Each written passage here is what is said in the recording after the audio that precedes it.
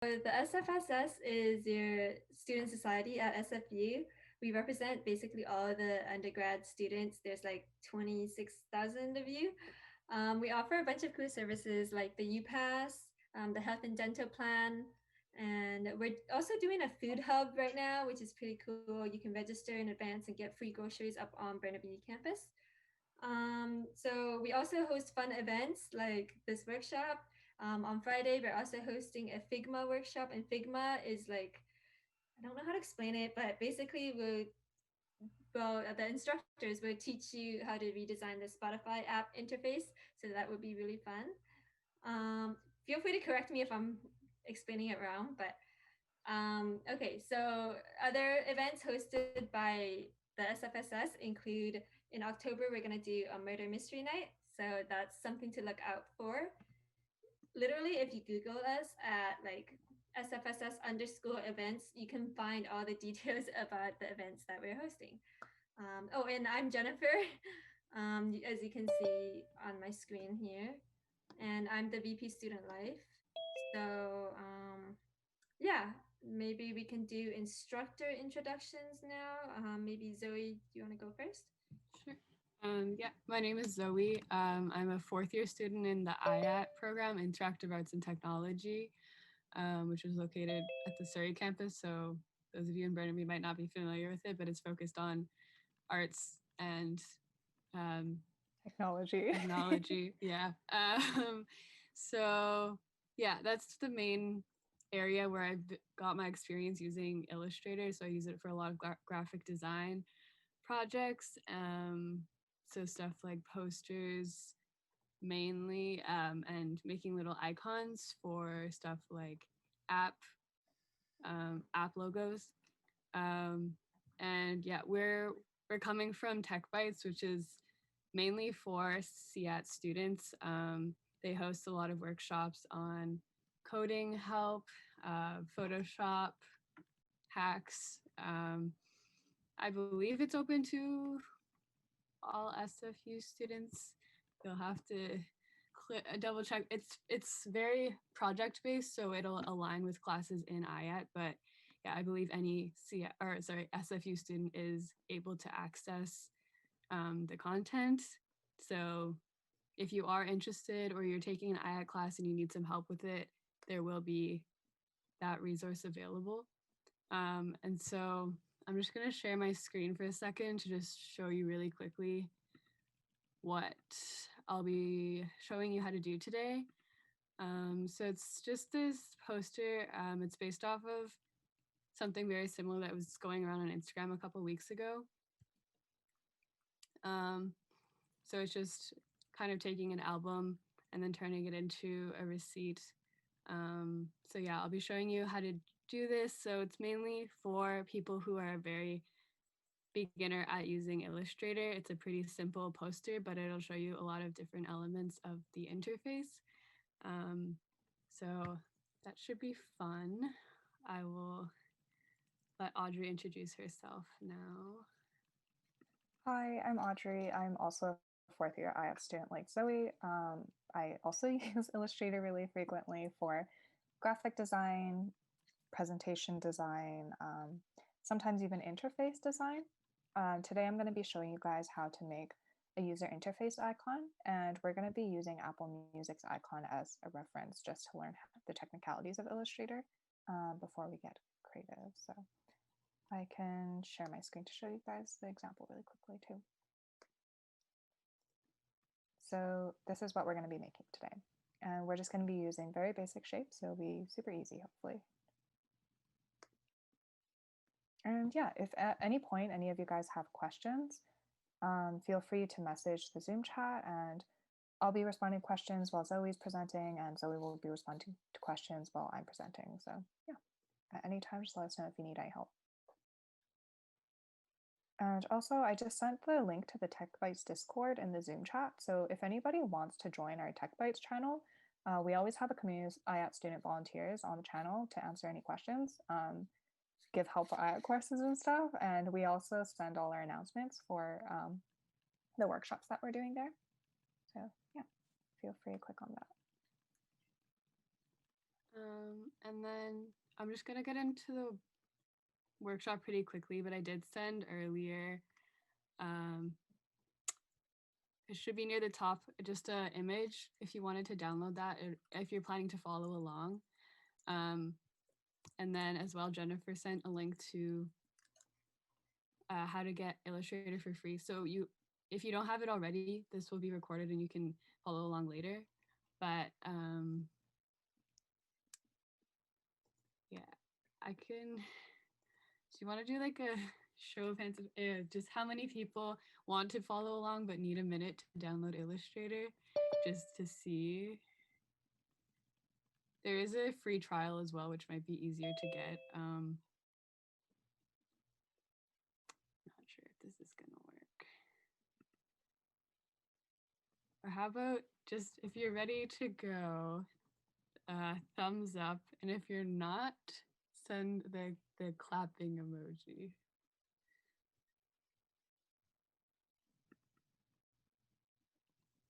Yay, we have some thumbs.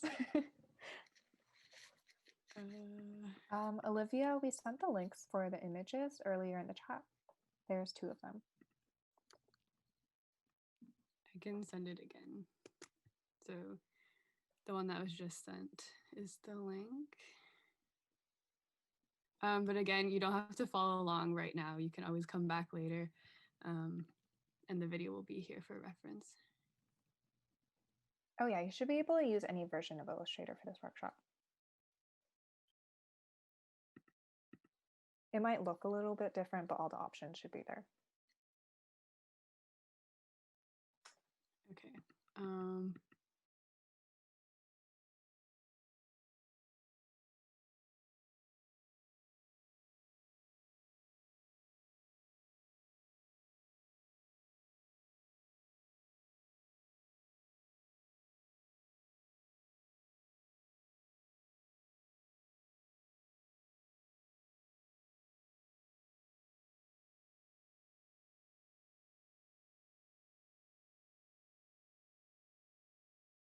To do is create a new page. So you click this button on the left here, which says create new, and then there's a bunch of options at the top. So this is for where you choose what kind of file you want to create. So if you're designing for an app or for your computer, you would choose based on that. But since we're making a poster, we're going to be choosing the print option. And then here, you'll see a bunch of options for your paper size. So you're going to want to choose the paper based on what you'll be printing on. And since the most standard is usually a letter size piece of paper, we're going to choose that option, and it's usually the default setting. So it should be the first one. If not, it should say letter. So just go ahead and select that. And then over on the right, you'll see there's a bunch of details about your document that you're about to open. So the first thing you can do is rename your file. So I'm just going to name it album receipt poster. You can just leave it with the original title if you want, but renaming it is useful when you have a lot of files on your computer and you're trying to find it later. So yeah, go ahead and do that. And then here you'll just see the sizes again. And right now it's in points, which is usually what is standard for working in Illustrator and digitally, or pixels as well as standard for digital. If you go down, there's a bunch of options. So inches is probably what you're most familiar with seeing the paper sizes in, 8.5 by 11. But yeah, we'll go back to points, just the default. Here, this is just whether or not you want it to be printed portrait or landscape. So most posters, again, are portraits, so we're going to keep it at the default setting. And then the artboards is basically like the number of pieces of paper that you'll have. So we only want to make one poster today, so we're just going to leave it at 1. But if you wanted to make 3 different posters and work on them simultaneously, you would have to choose the option 3. And then bleeds are a bit more complicated, but it has to do with printing. So generally, if you're sending it to a professional printer, you're going to have to put in bleeds. And that basically means, actually, I'll put the bleed at one point and I'll explain to you when the file is open what it means. It'll be easier when the file is open. So yeah, we can also leave these just very briefly. CMYK color is what you're gonna want to, it's gonna be the default for any print document. And it's just, the color modes are kind of complicated as well, but basically CMYK is meant for print, RGB is meant for digital, so we're gonna leave it at CMYK. So yeah, basically you're gonna leave everything at the preset version, but I just wanted to quickly go over what these things mean. So we'll click create, and then, sorry, this is kind of hard to see, but basically the bleed is how much of your ink is going to go over your paper. So if you want an image that spans the full area of your paper and doesn't have any white space on the outside, so just really quickly,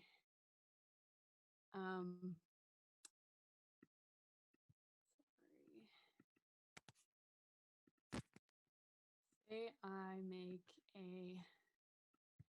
I'll explain how to do this in a second, but say I make a rectangle that's the size of the piece of paper, and then I print this, it's actually going to print with a white border around everything. So when it's printed, you're going to see this white border. And so if you add a bleed, that basically means your image will be big enough that there'll be no white border, and your image will be the entire size of the paper. Again, it's kind of confusing. It's probably better to go look it up if you're really interested in it, and it's only really relevant if you're printing and very concerned about the outside space. But yeah, it's not super important right now. So yeah, your page is gonna want to look like this. So just one sheet of paper. I'm just gonna go to under file and then open my version so I can show you again what it looks like. But yours, again, will just look like this, just a single piece of paper. This is just for reference. So, okay, here's where the actual tutorial starts. Sorry about all that. So the first thing you're going to want to do, which I've already briefly shown, which I'll explain more now, is just fill the sheet of paper with a different color. So for me, I chose orange because it was the color of the album that I wanted to do, but you can choose any color that you want. And so the first thing you're going to want to do is on the left panel, you should see a bunch of options, and there should be one that is just a square. So you're going to want to click it, and when you hover over it, it should say rectangle tool. So you click that, and then just in the corner of the piece of paper or the artboard, you're going to see this little tooltip that says intersect, and then you want to click down here and drag all the way to the bottom, and it'll say intersect again. And this basically just means that you hit both sides of the artboard, or you're gonna miss a little bit and then you can adjust. But yeah, you're gonna want to make the rectangle the size of your artboard. And so right now, the color I have selected is white, so it doesn't really look like I did anything. But if I go onto the left near the bottom, there'll be a little square, and it'll say fill when you hover over it. So if you double click that, your color picker will show up. And so here you can choose any color you want just by clicking. So I'm just gonna choose a different color than I did last time just to show you. So I'm gonna choose this blue. So here I see the color that it was before, and then here I see the color that I'm going to change it to, and then I just click OK. And so now my piece of paper is a different color. So yeah, you can play around. You can also go back to this later and change it if you want. So it definitely isn't permanent. If you do want to do that, so say you click a different tool, say you go back to your selection tool and then you click somewhere else, it's no longer highlighted. So if you click this, and change the color, sorry, that was not a good example. It doesn't change anything. So what you're going to want to do if you want to change the color after you've clicked off of the rectangle is just using the same selection tool, which should be the very first option. Just click the rectangle that you made. And so now you have it selected. And then you double tap the color, the fill box again. And so now because your background is selected, you'll be able to change the color. So yeah, anytime you want to change something that you've done after you click out of it, you just have to make sure to select it again, just so that the interface knows what you want to change. So from here, we're going to use the file that I sent in the Discord. And to input that into Illustrator, you're going to want to go to File. Sorry, you can't see it on my screen, but there should be a nav bar at the top that says File, Edit, Object. So the first thing should say File. So you want to click that and then scroll down to where it says Place. And then once you click that, you should be able to access all of the files on your computer. And then just click the image file. And then at the bottom, it should say Place. So now you have it.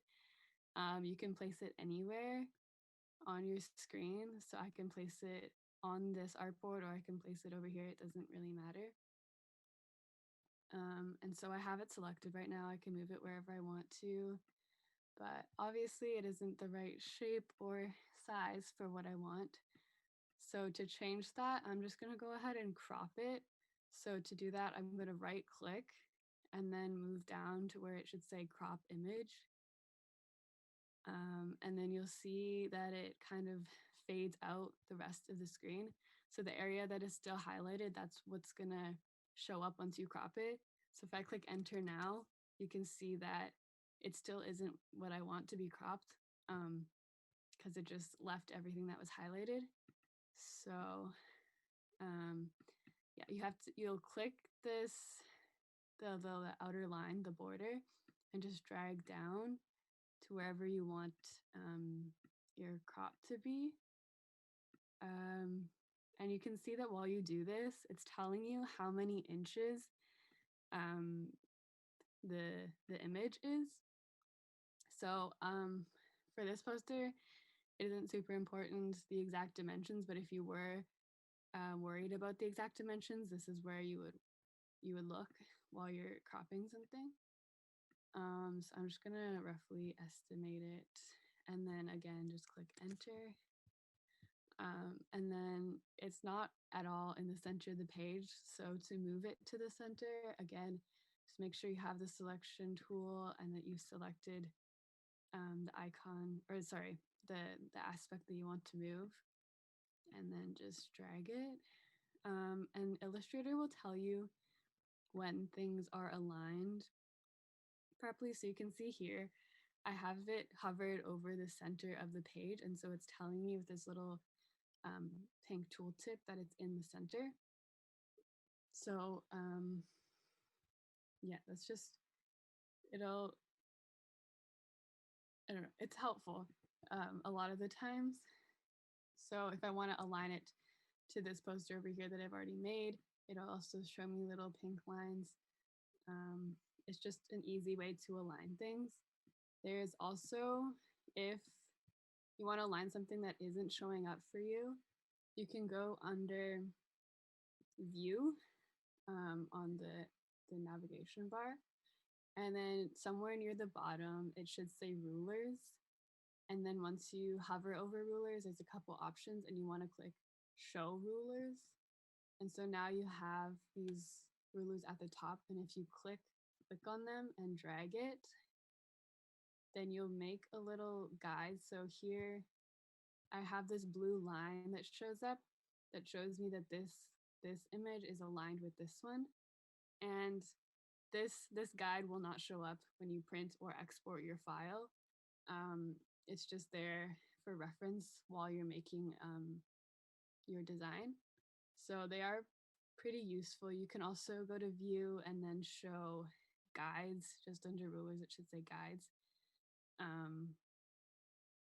Here, this is, see, I have it activated already. So these are the little pink tooltips that I was talking about earlier. So if I hide them, then, oh, just kidding. Never mind. I'm lying. Don't listen to me about the guides. Sorry, never mind. Basically, there's rulers and they're very helpful. And then I just forgot to mention, there's different settings for how your screen is going to look. And so I normally have it just at the essentials. And to change, so basically this is how your interface will look. So if I choose typography, it's going to show me all of the things I need for editing typography.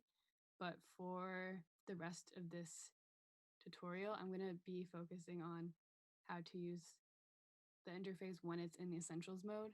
So again, if you want to change it, should be near the top right. You click down. It should be under essentials if you're using it for the first time, I believe.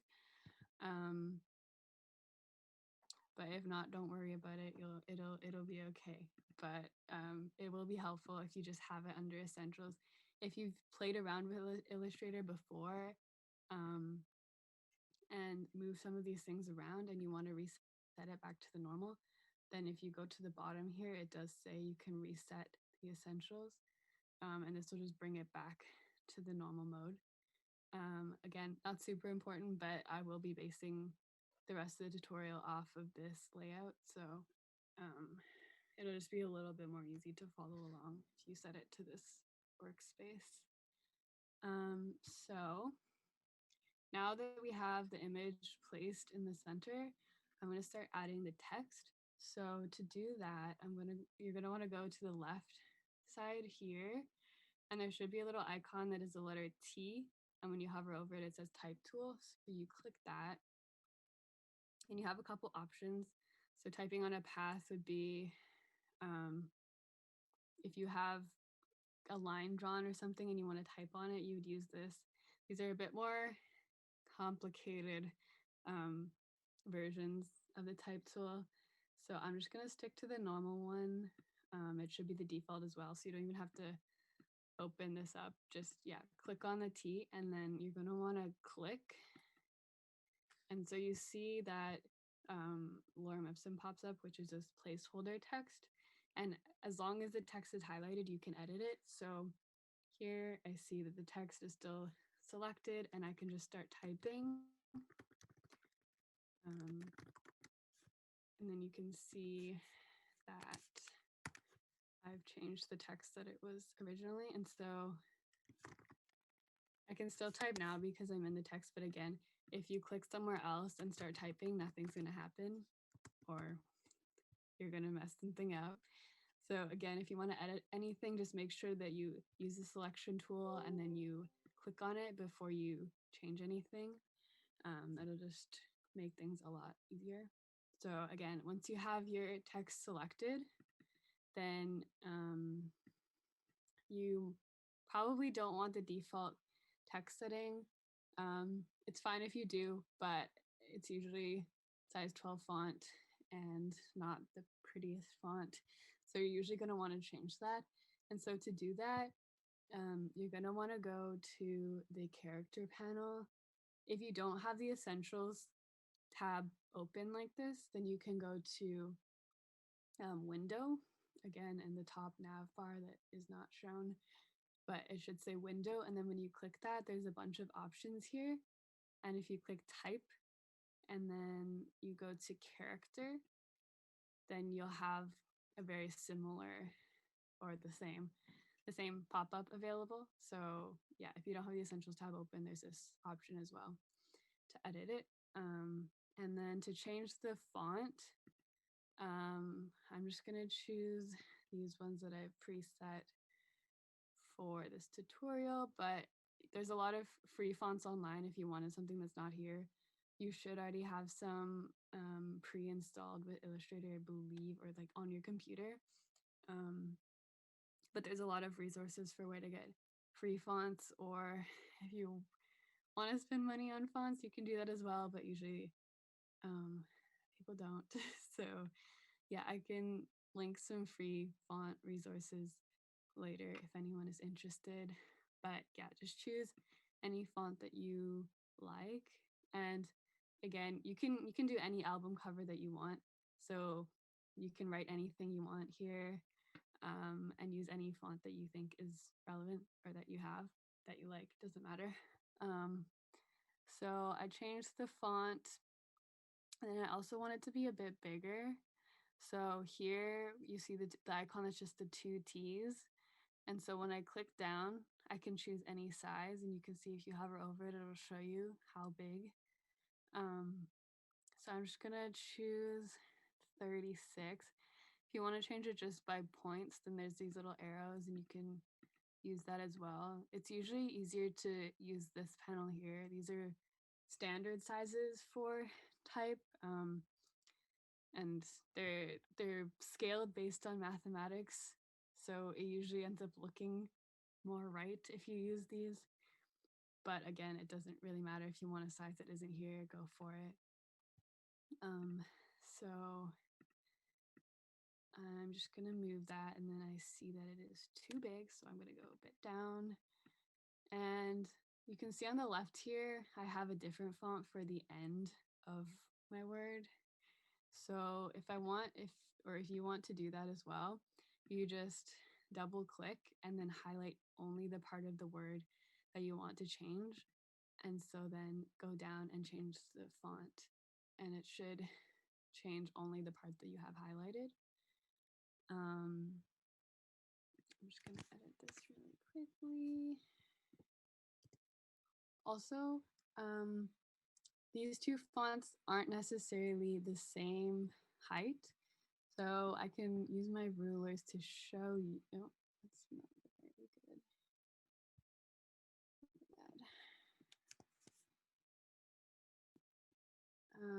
To show you.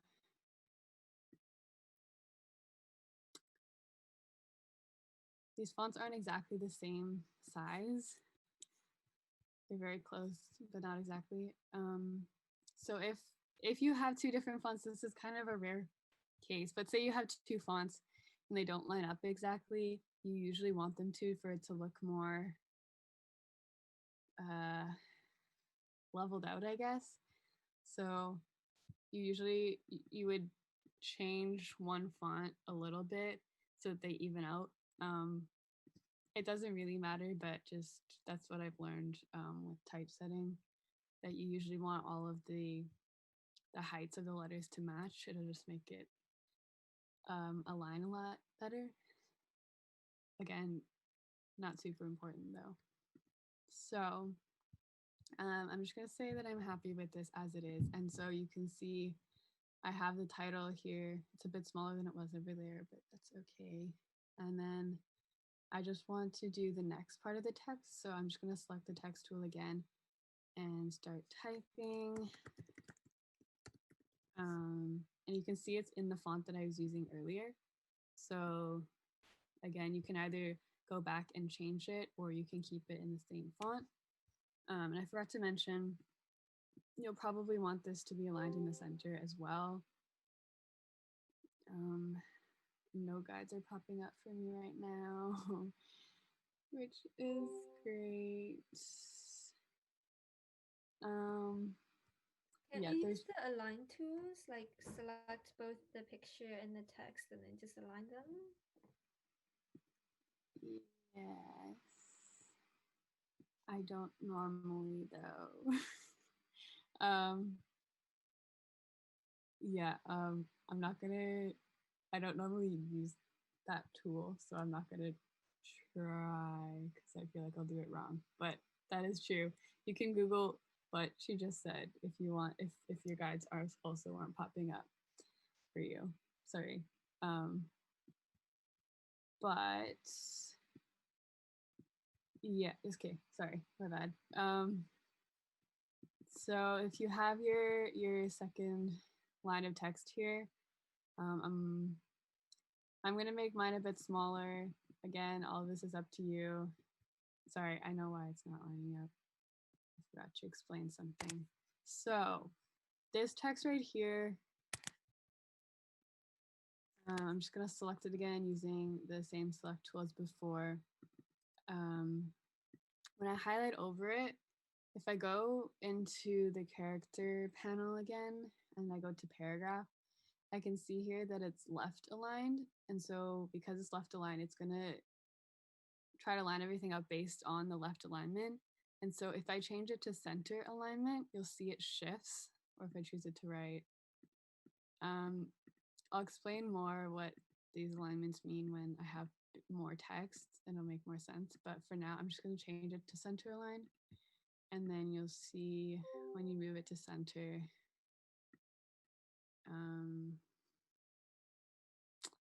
it'll say intersect now. So that's when it's intersecting the middle of the image.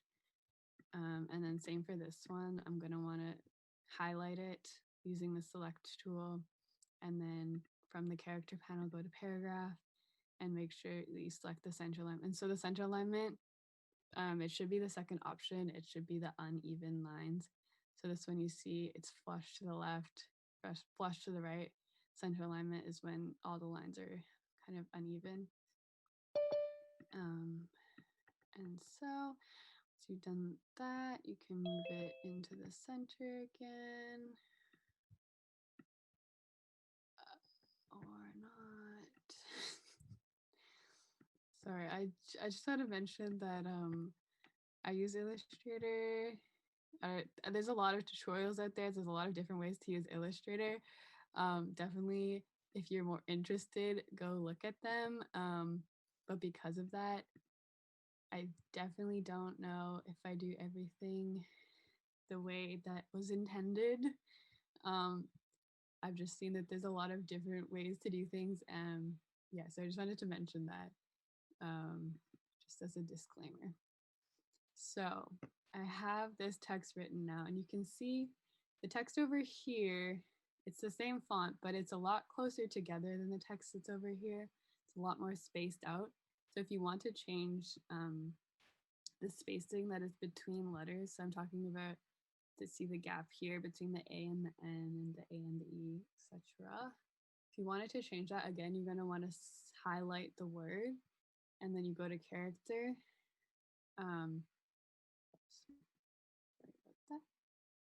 And then just beside the area where you can change the font size, there's an option. It should be two A's stacked on top of each other. And you see right here, it's add a standard size. And then if you hover over it, it says set the leading. So the leading is the space that I was just talking about between the letters.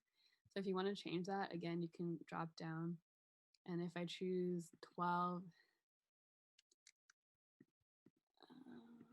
it's not going to want to work for me.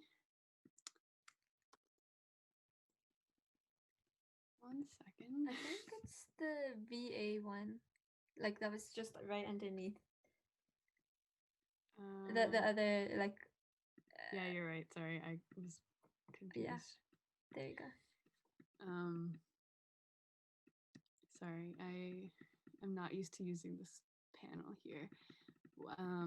Yes, sorry, I'll re-explain that then because I messed up. If you want to change the space between these words, then these letters, sorry, you're going to want to go to this area and change the tracking. Tracking and kerning, again, I'm not going to go super into detail. As you can see, I get confused with them very easily. But basically one is the space between the letters and the other one is the space between words. So right now, this VA1 is the space between the letters. So if I make it negative 100, they're going to be very close together because it's negative 100 space between the letters. If I make it 200, they're going to be very far apart. I'm just going to put it to negative 75 and leave it there. And so I'll explain what the other one does, the one that I was trying to use incorrectly now. So what I'm going to do is, again, go into the text column, and once I have the text tool selected, I'm going to click and drag. And my computer is glitching. Sorry, let me just try that again.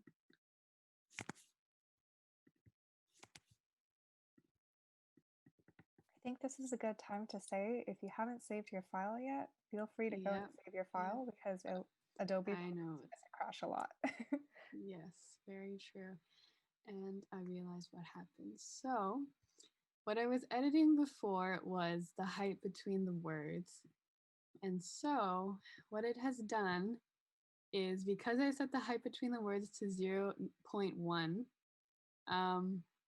let me just delete this before Illustrator crashes, because I'm kind of scared now. Basically, I'm going to set this back to a normal size and do it again. Also, I will save.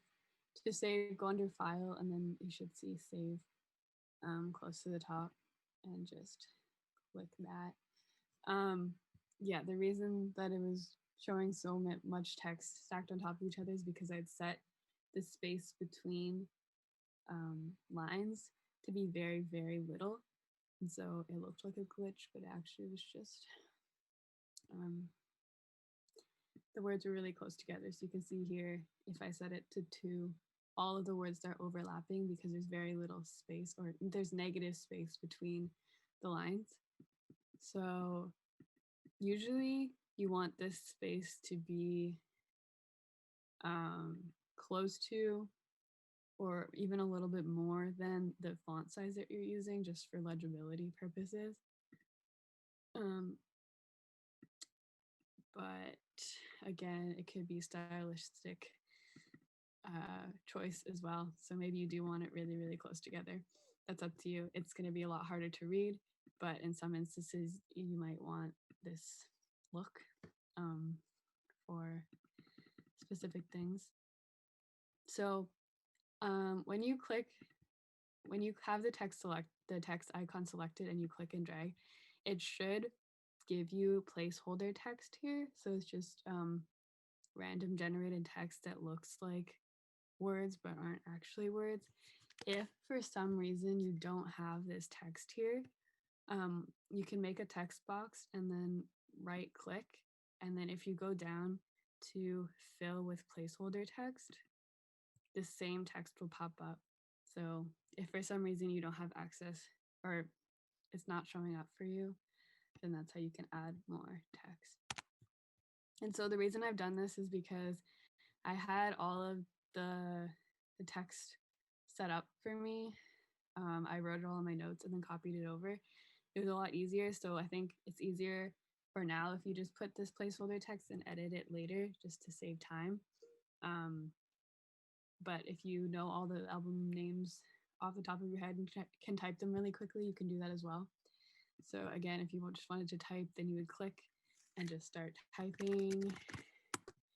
And then if you want it to be a new line, you just click enter and keep typing. So I'm just going to delete that. And this is center line because that's what we were using in the prior text box. So we don't want that for this one. So we're just going to go ahead and select it all. Again, go under paragraph and then move back to this one here where it says left align. So you can see when it's center aligned, everything is kind of jagged on both sides. And when you click left align, it's a very even, nice alignment here. And left alignment is usually the standard for most things. Right alignment is not very common. It just tends to look really weird. Center alignment, also not super common, but more common than right for sure. So usually you're going to want to be using one of these two, but there are other options as well. We'll just stick to these two for now though. So yeah, just bring it back to left align. And then also under this paragraph setting at the very bottom, you should see a little word that says hyphenate, and that just means whether or not you want to have these little dashes at the end of your words. I'm just going to go ahead and unselect this. And then so that will just make all of the words align nicely, and it'll just look more realistic for what we're trying to do. It'll just look like everything is one word except for the commas, but it'll be okay for now. And again, you can go back and edit this later with real words or album names. And so I'm gonna make these more spaced apart so they take up more of the space. So again, to do that, just go to the double A's and then drop down. And as you hover over them, it'll show you what it'll look like. So I'm just gonna do 36. And then you can either go back to the text tool and make a new text box, or usually what I find to be easier is if you want something to be a similar width and alignment, I'll just either copy it. So, sorry, I don't usually do it this way. I'm not sure what the PC version is, but on a Mac it's Option and drag. I'm blanking on what option is on PC. I'm sorry. I think it's Alt. Okay, yeah. So either click and press Option and drag, or click, press Alt and drag, and then you should have a duplicate of this text box that you just made. And then I'm just gonna go and edit this to look like timestamps. And I'm just gonna copy this and paste it. Your text is probably gonna move a bit. If it does that, you can just click and press enter to realign it. Again, there are many ways of doing this. This is just how I would do it sometimes. Really depends. You can also get rid of this text if that's easier and just enter and paste. And so again, to paste, I'm just doing Command V or Control V rather than like right clicking. It's just a lot easier when you're using Illustrator. So now I have all of these timestamps, and say when I click this and I move, oh, sorry, not that. When you selected this and then Option moved it, if you moved it, oh, sorry. Let me just move this away for a second. I click this and I press Option and I move it and it's not aligned. You're gonna have to realign it. So I should have mentioned this earlier. Sorry about that. If you click it, press Option and Shift at the same time, or Control Shift at the same time, when you're moving it, it's going to stay aligned exactly. So it's not going to want to move. If I try to move it out, it will if I try really hard, but generally it'll stay aligned. So again, you click it, press Option Shift, and it'll stay directly aligned. But because I didn't do that, I just pressed Option or Alt. My text is no longer aligned because I moved it over here. And so if I want to make sure that it's aligned, again, I can go to the rulers and I can just put it right under this text here and then drag it up. It'll also tell me when it's intersecting with,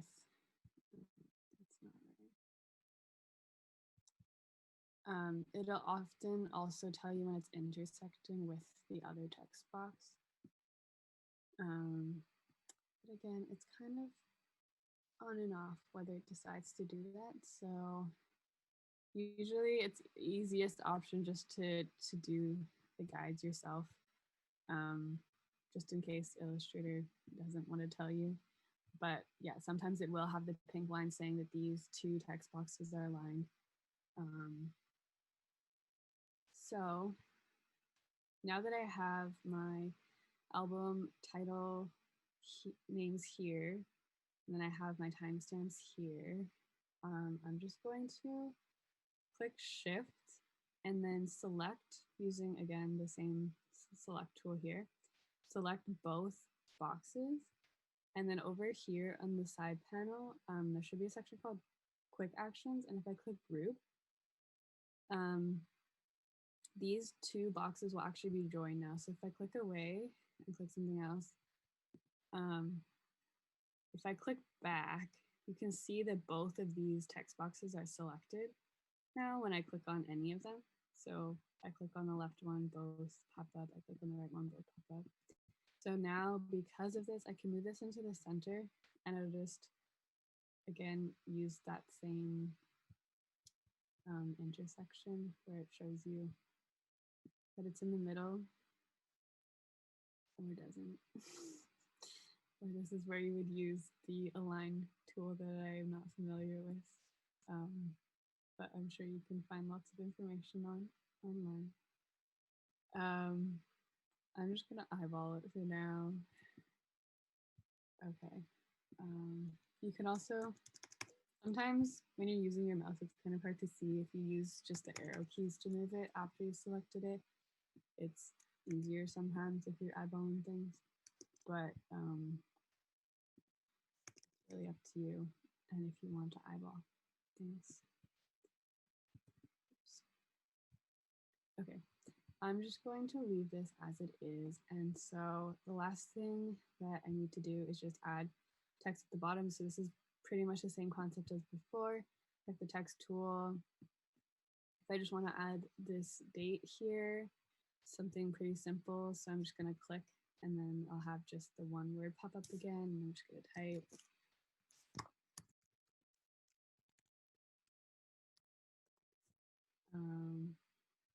And then I'm just going to select the type tool again.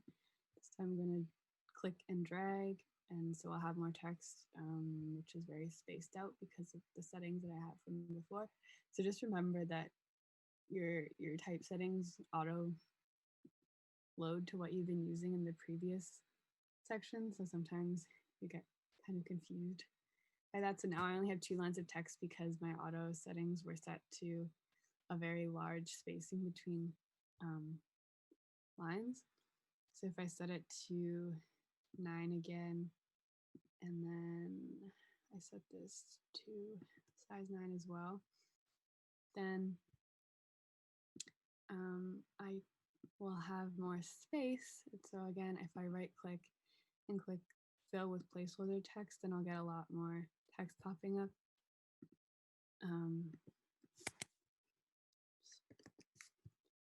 And so in this poster here, the bottom text is aligned center again. So I'm going to go ahead and edit this to be center. So again, just go to the paragraph section and align everything by the center. And this was actually, I used a different font for this section of the poster. So if you wanted to change that again, then you go into character and then you find a font that you want. And I'm going to change the spacing between the words again. You can also say you had 2 paragraphs here. If you want to change the spacing between those really easily, then you can go to the paragraph setting and then just this section here at the bottom, space before paragraph. If you increase that, then there's just the space you have between the paragraphs will change. Yeah, and it doesn't affect the line height at all. So here, if I change the spacing between the words, everything will just get bigger, including the space between the paragraphs. But if I just want to edit the space between the paragraphs and not the space between every line, then I would go to the paragraph setting to do that. I'm just gonna set this back. Also for print, so I have the sizes pretty small right now. This is size 8. Generally, for legibility, you wouldn't really want to go smaller than a 12. And even that for a poster is pretty small. But just for this purpose, for the aesthetic that we're going for, I'm just going to leave it this small. But if you're printing it, yeah, you definitely want everything to be a bit bigger. If you look at a novel that you have, it's usually size 12, so that's pretty small if you're going to be putting this up on a wall for people to see. So yeah, it is.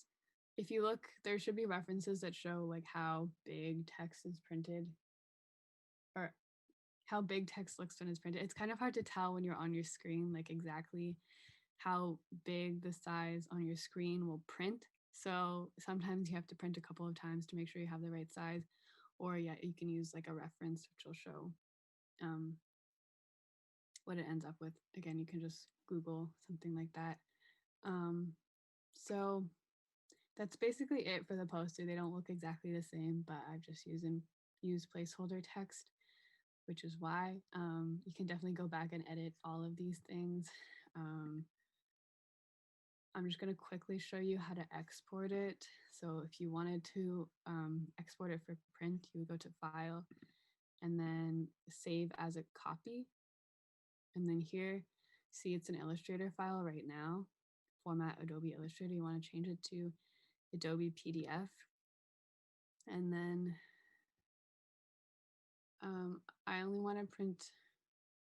Right now I have all selected, so that means everything I have here is going to print. But you only have one, so I'm just going to click range 1, and that just means that only my first artboard is going to export. So then when I click save, it's going to have a bunch of settings, and this is just they're usually for printing, and if you wanted to display specifically or compress specifically. I'm not going to change anything right now. Usually the default is okay. If you need something really specific, I would definitely Google it. Or if you're like sending this to a professional printer, just double check these settings. But yeah, for now, usually default is okay, and just click save, and then it should give you a PDF version, which is usually good to go for printing. And yeah, that's pretty much it. Sorry, I took a bit longer than I thought I would. I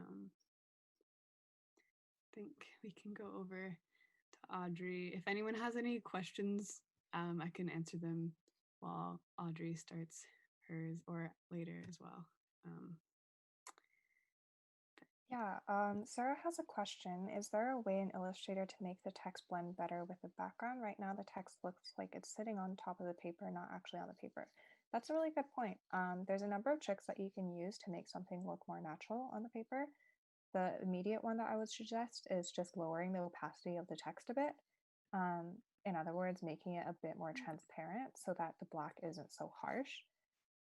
If you were to make this in Photoshop, which you totally can, it has like all the same tools that we just used, you could use different layer effects. Kind of hard to explain. Layer effects basically change the way that the layers interact with each other.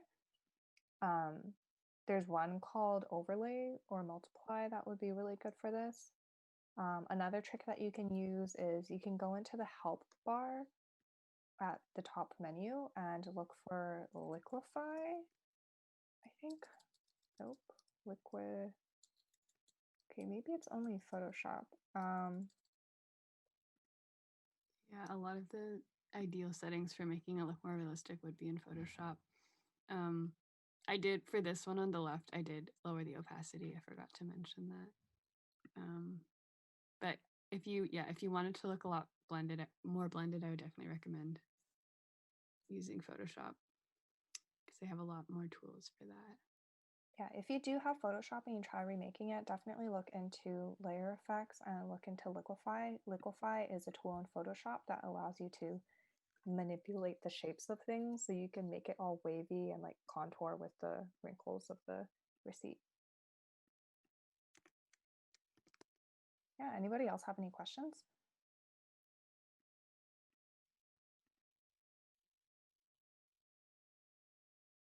No?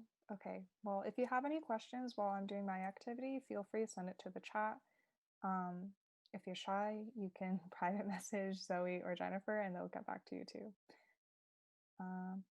But yeah, there's no questions, then I'll start sharing my screen and we'll go into some icon design. Okay, so I gave a preview of this earlier, but what we're going to be doing now is we're going to be exploring some user interface graphics. So Illustrator is not only for print, it also works really well for screen, for any kind of graphics that you're making for the screen. Today, we're going to be using very basic shapes to recreate this Apple Music icon. This is the result of what we're going to be making. So yeah, if everybody is ready to start, you can stay on the same file. The cool thing about Illustrator is that you can export different artboards in the same file. You don't have to save everything together. I'll kind of explain that a bit later. To make a new artboard, you can go to this artboard tool on the left, and you can make a new artboard any size. You don't even need an artboard for this if you don't want to. You can just work in the gray space, but I like working on an artboard. So I'm just going to keep this reference here so you can always see what we're going to be making in the end, but I already put in this reference image for the Apple Music icon. If you don't have it downloaded yet, you can just Google Apple Music icon and go ahead, download it. To place it, you do the same thing. You go to File, Place, and find it in your file system. But yeah, first thing I'm going to do is I'm going to place the image right smack in the middle. I'm going to resize it to a nice big size. And we're going to be building our icon on top of this one. We're literally going to be replicating it just so that we can understand how something's like this made. Because we don't want to be clicking on this image while we're working, we're going to lock it. So I'm going to select it using the selection tool. I'm going to go to Object, Lock, and lock the selection. So now I'm not able to select the image even if I'm clicking all around it. Then the next thing I'm going to do is I'm going to start actually building the shapes. So first I'm going to go to the shapes action in the left menu. Right now mine is set to the ellipse, but if I right click on it, I can select any shape I want. So yours might already be set to the rectangle, but I'm just going to change it to the rectangle. And then to make a new rectangle, I am going to click on the artboard, hold, and drag out. And I'm just going to try to match the width of this icon. We can adjust the height later. I'm also just going to change the color. So to change the color of a shape, you can do that in the foreground swatch. So that's this big swatch on top right here.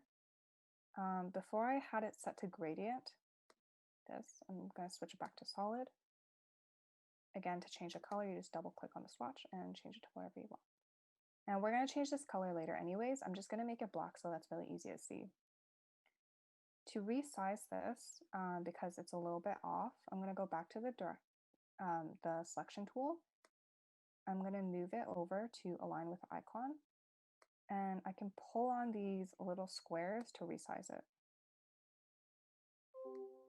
And I just want the top of it to match the top of this base icon, the reference, and the height to generally be the same as this.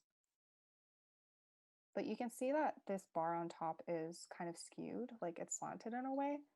To change that, we're going to use the direct selection tool, the white arrow. We're going to select two corners on the same side, sitting right on top of each other. So I'm going to select one corner first. This is called an anchor, the little square there.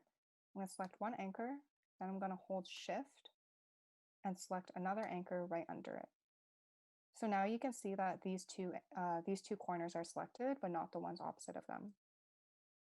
So now what I can do is as I continue to hold Shift, I'm going to click on the bottom anchor and I'm going to hold Shift again. sorry, not as I'm holding shift. I'm going to click on the bottom anchor and just drag it down.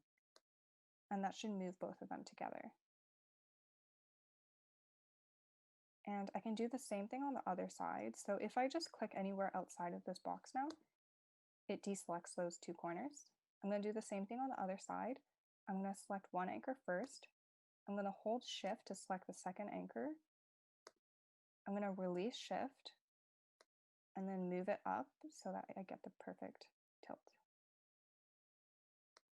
Okay, so now we have the top bar. And next thing I'm going to do is I'm going to make these two vertical columns here. I feel like there's a more technical name for the parts of this music icon, but I'm not sure, so sorry for anybody listening to music here.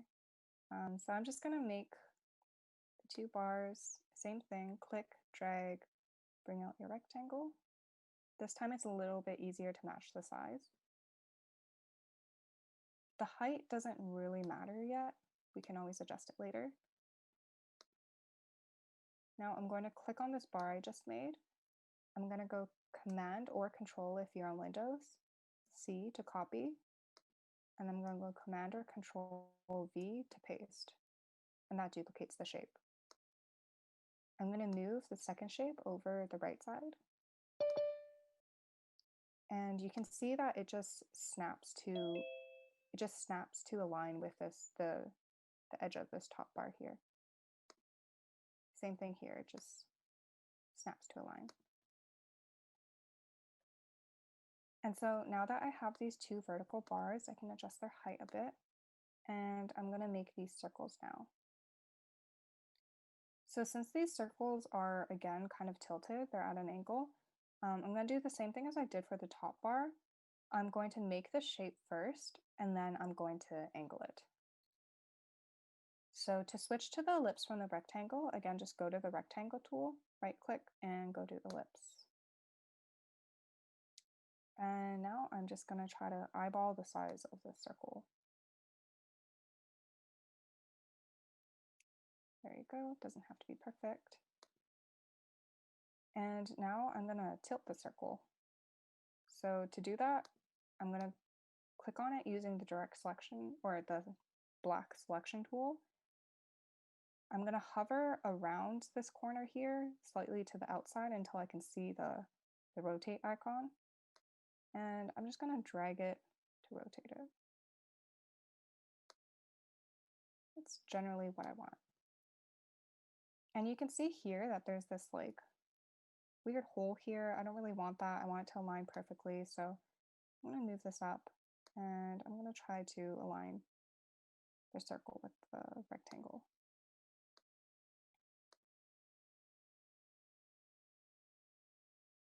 Okay. And now I can see that the tilt is a little off or that the shape is a little small. So I can do the same thing, use the black selection tool, click it, and adjust the size and the rotation. And then again, try to match the right edge until I'm happy with it. So you can see here that once it matches perfectly, there's actually a pink guideline that comes up saying intersect.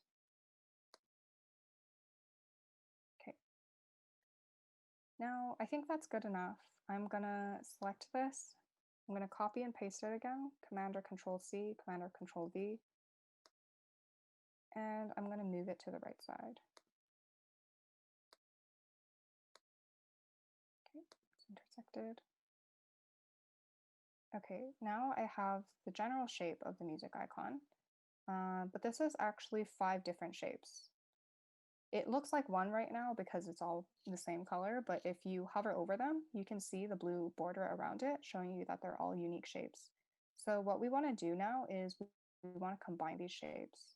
So to do that, we're going to go to Window, we're going to go to Pathfinder, and now you have these shape modes and these pathfinders. We're just focusing on shape modes today. There's 4 different shape modes that let you combine or intersect or subtract the shapes in different ways. It's a little bit hard to explain until I actually show you, so I'm just going to show you. To select all of these, you can either click them one by one while holding shift, or you can click drag anywhere while holding shift, and just drag over it. So this is the way that I usually do it. I just click and drag and hold shift, and it's a lot faster. So now that all those are selected, I'm going to go to the Pathfinder window. I'm going to click on this first one in the shape mode. It's called Union, and I'm going to combine the shapes. So now you can see that those the blue shape borders like inside of the black icon kind of disappeared. That's because all 5 shapes are now one. If you click on Audrey, it, do you mind just explaining that part again, just the intersecting part? Yeah. I'm going to Command Z so to undo it. So now that we have 5 unique shapes, we want to combine them. So go to Window, go to Pathfinder. You'll see here in Pathfinder, there's 4 different shape modes. Shape modes are different ways of combining or subtracting, intersecting different shapes together. It's basically like defining different ways that you want the shapes to interact. I can show you an example of what subtract would do. So if I just select 2 of these and I go subtract, it actually cuts one of the shapes out of the other. And you can see that right here. But that's not what I want. So I'm going to go Command Z to bring it back. What we want to do today is we want to combine them. So I'm going to go click, hold shift, drag over all the shapes. And then I'm going to go to this first option here, Unite. And I'm going to combine the shapes. So now if you click anywhere on this black icon, it's all one shape. You can move it around as one thing. You can resize it as one thing. And you can also edit the corners like it's one thing, which is the next step. So just to go back to the reference image, if I move this over, you can see that it has rounded corners. That's what we're going to be focusing on next. So I'm going to go to the direct selection tool. The direct selection tool, the white arrow button, is better when you're focusing on just like one anchor point or one corner of the shape at a time. The black selection tool is better when you just want to move or resize the whole thing. But since we're focusing on individual corners, we're going to use direct selection tool. And I'm going to click on the shape. And when I click on the shape, you'll see that there's all these different lines coming out of it now. So these squares are called anchor points, and these lines that are coming out of them are called handles. And if I click on and drag on any of these handles, if I click and drag on any of these handles, it actually changes the shape a lot. But we're not going to go too much into that today. If you want to go into making more like complex organic looking shapes, then you can experiment with that. But today we're just staying basic. So again, we're going to click on the shape using direct selection. You're going to see all these little circles come up inside of any of the hard corners. If you click on any of these little circles and you drag inwards, it's going to round out the corners.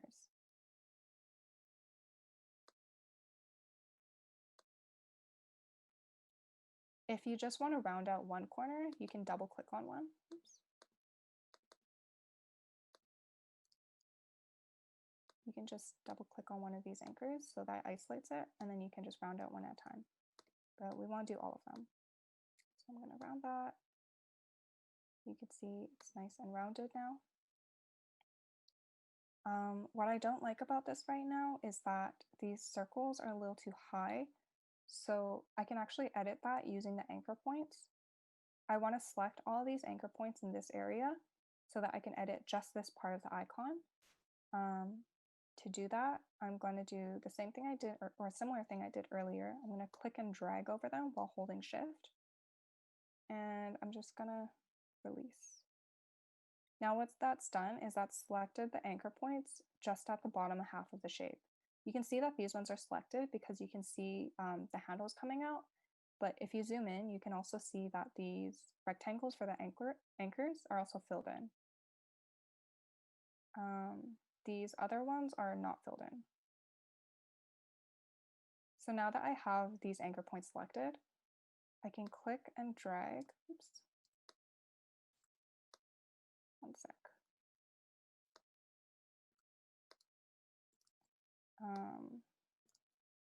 It's not working. Weird. Okay, I'm going to do this the very basic way. I'm just going to use the arrow keys and use the down arrow, and it's going to move those anchor points down. There you go. And if you want these to be a little bit different, again, you can go into the anchor points and edit them however you like. I can select this anchor point, for example, use my arrow keys, move it up, move it down, move to the right. I can also experiment with these handlebars. But yeah, I'm pretty happy with it, so I'm going to leave it as it is. Now the only thing that we have left to do, well, the second last thing to do is to change the color of this black shape. To see my reference image again, I'm just going to click it, move it over, and that allows me to see the original. So to make this into a gradient, I'm going to click on it, look in the area of the swatches from earlier, change the color mode to, or like the type of color fill to gradient, the option in the middle here. And mine is already set to this color scheme, but we can edit it. To edit your gradient, you're going to click on your object, go to Window, go to Gradient, and you're going to see this very colorful swatch here. If I want to edit the gradient in any way, I can click on any of these swatches at the bottom of the gradient slider. I can also move them around like that.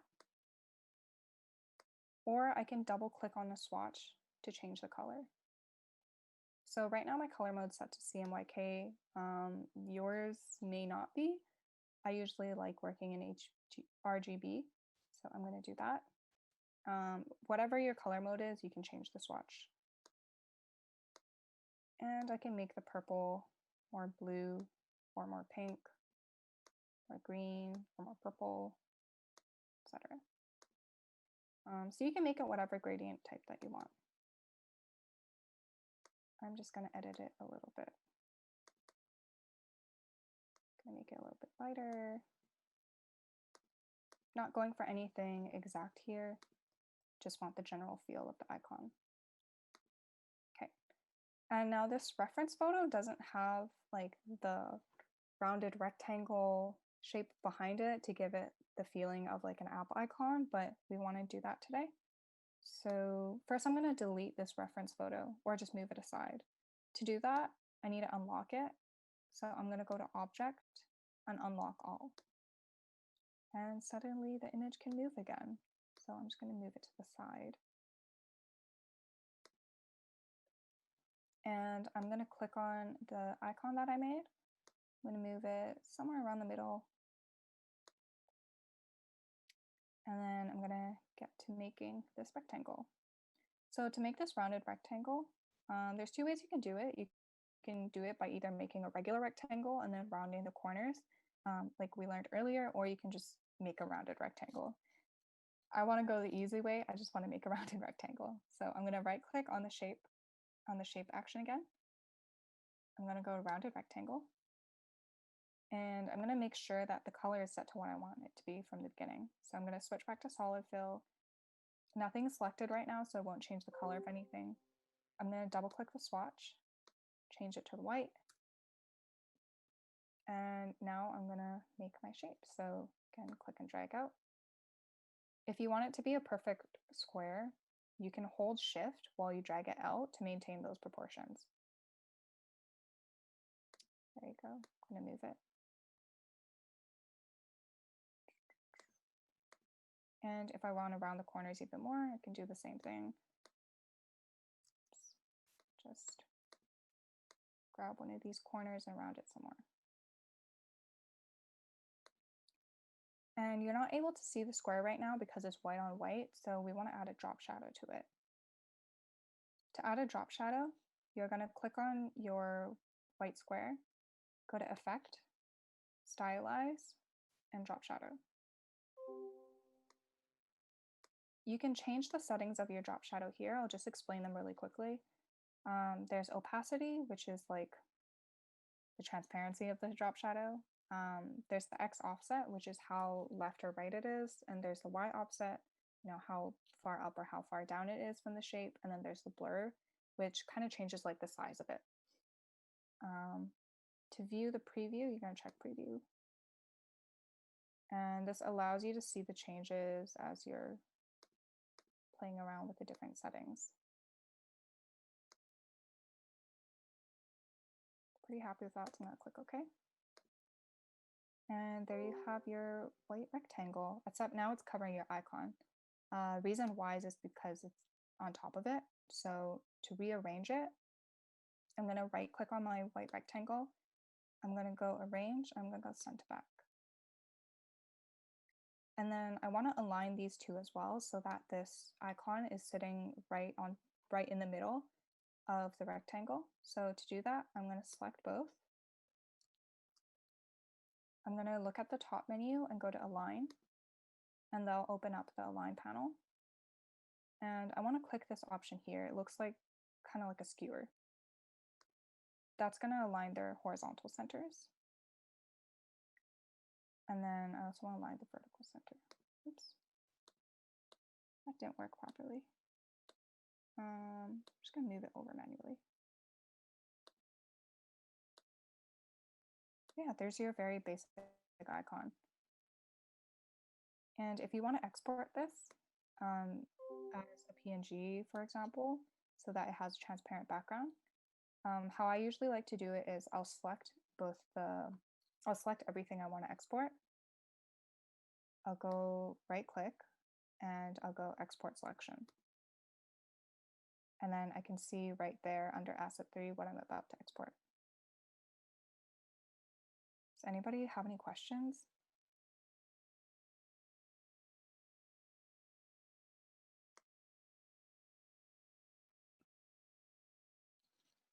Everybody good? Everybody have a freshly made icon? Could you clarify the shadow part again? Yeah, for sure. Drop shadow part. To make a new drop shadow, I'm just going to make a random shape so it's easier to demonstrate.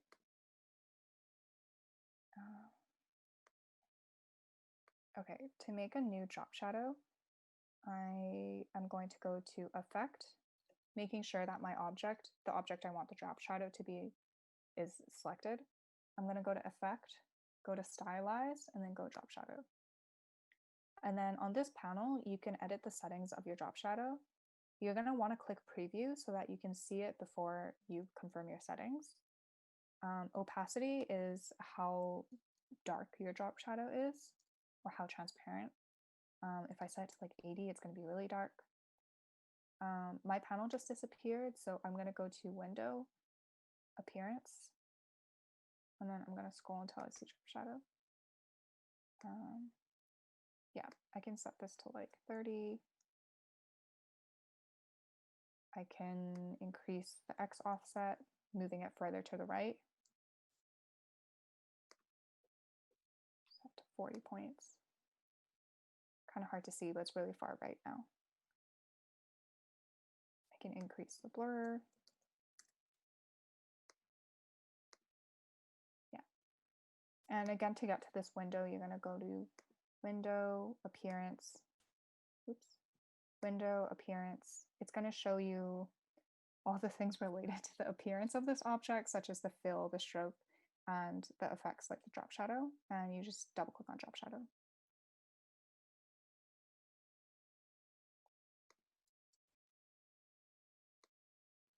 Anything else?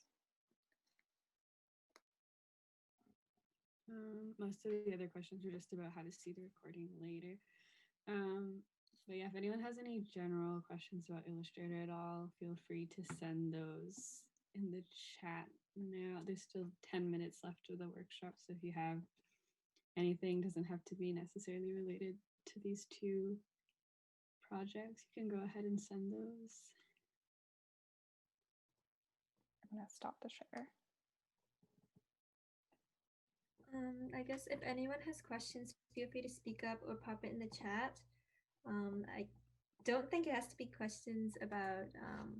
Oh, someone says that they missed the rounded corner introduction or Oh, instruction. yes. I'll explain that.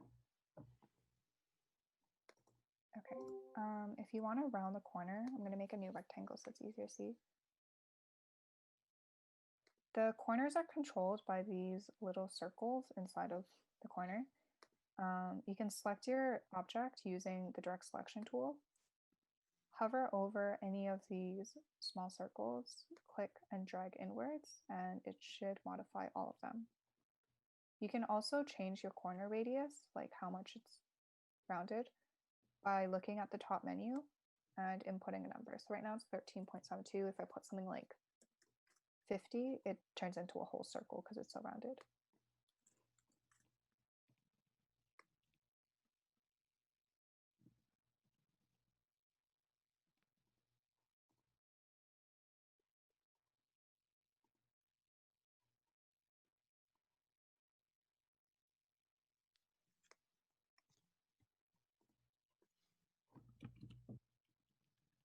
Any questions about Illustrator as a whole, or like anything in the Adobe suite, really?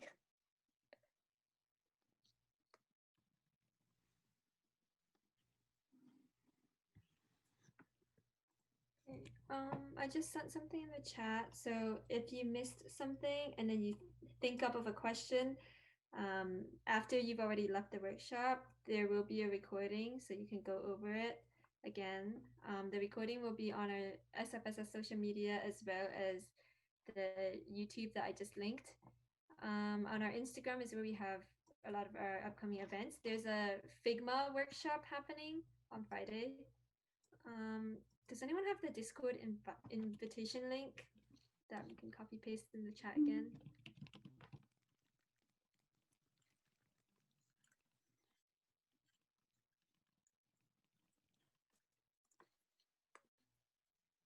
I can pull it up. Oh, I got it. Oh, yay. Oops. Yeah, Chell private messaged it to me instead of sending it to everyone, I think. But that's the Discord invite link. If you ever have more questions, you can just ask in there. Oh, someone has a question. Whenever I use my arrow keys to move an item, it jumps very far. Do any of you know how to fix that so it only moves like 1 point at a time? It might be snapping to pixel grid. I turned that setting off a long time ago, so I might be completely wrong here, but let me just check. Snap to pixel I think grid. it could also have something to do with the size of your document as well. Because if your document is really small, you might have huge jumps. Snap to grid. Oh, yeah, that's probably why. So on any Adobe product, there's going to be a grid. Right now, it's hidden. I never even show the grid, so I don't even know how to show it. One sec. Oh, okay. Yeah, there's always going to be an invisible grid on any of the Adobe products. To show it, you can go to Illustrator, Preferences, and then Guides and Grid. The quicker way to do it is to just go Command or Control, and then go to your comma button. So if I hit Command, comma, I can make it appear and disappear. Yeah, if you have a setting called Snap to Grid on, then it's gonna always want to snap your anchors to one of these grid lines. So to show that, I'm gonna make a rectangle. I'm gonna make a rectangle. I'm gonna click on one of these anchors, and I'm gonna use the arrow keys. You can see that it wants to always snap to the grid line like that. You're not sharing. Oh my god, am I not Yeah. sharing my screen? Sorry, that's so embarrassing. Okay, sorry. To repeat, there is an invisible thing in Illustrator called the grid. You can turn it on by going to Illustrator, Preferences, and Guides and Grids, but I usually just use the shortcut, which is Command or Control and then comma. So appear, disappear. If you have a setting on called Snap to Grid, it's always going to want to move your anchor points to align them with one of these grid lines. I usually just go to Help and then search for Snap to Grid if I want to turn it on or off.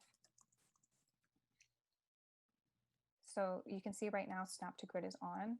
If you want to turn it off, you can just click it again. I'm going to turn it on for demonstration purposes. Again, for demonstration purposes, I'm going to make a rectangle, select one of these corners, and try to move it with my arrow key. You can see that always aligns with the grid. So as a summary, turn off Snap to Grid. Go to View, Snap to Grid.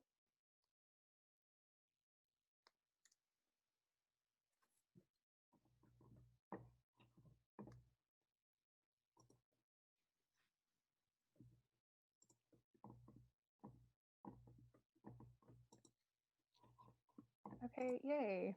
It's 8:57. Thanks for sticking with us, guys. Yeah, Chell in the chat says we will have a Figma workshop on September 18th. We will be teaching how to make a Spotify UI user interface mockup. And Figma is free online, and all you have to do is make an account to sign in.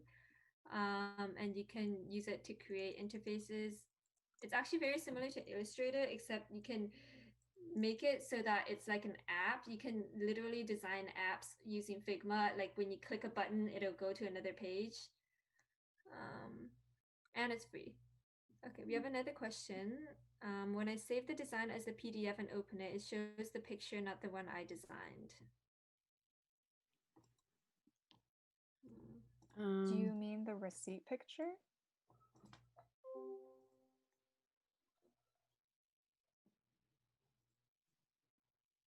I'm just gonna quickly, I think. Oh, the logo. Do you have multiple artboards open?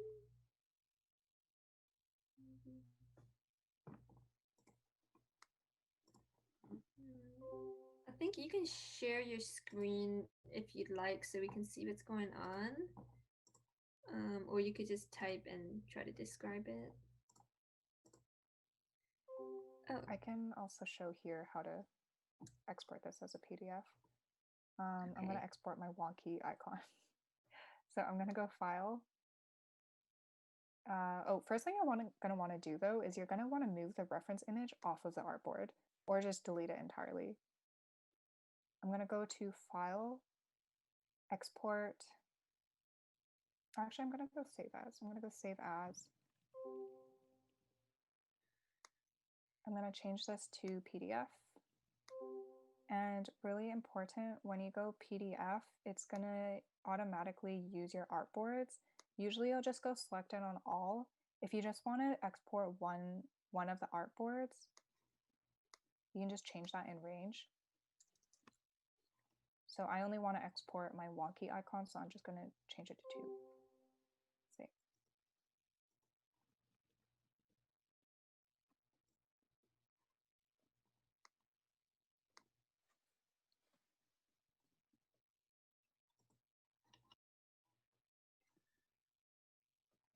Somebody's asking for the Figma. Let me just pull up the link to the registration.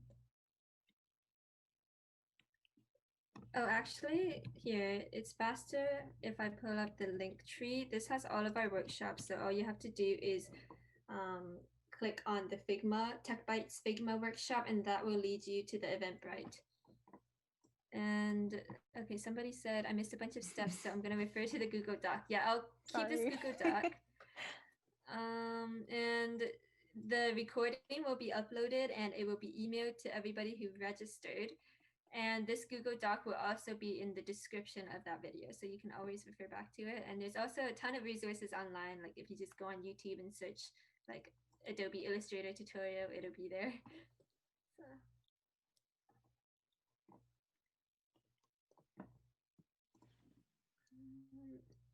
Anyway, if anybody has any questions, feel free to ask in the Discord, ask in the chat.